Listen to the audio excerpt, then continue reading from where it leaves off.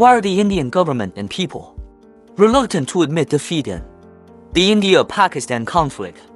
Indian government and people are reluctant to admit defeat in the India-Pak war because the war had been one-sided throughout and Pakistan never could penetrate Indian sky. India had been in a commanding position on all the 4 days of conflict. India not only is able to pierce Pakistan's sky at their whims and fancy, destroyed 9 airspaces, several HQ-9, HQ-16 air defense systems of cheese-made radars, AWACS, with such a huge destruction staring at Pakistan and no destruction on the Indian side.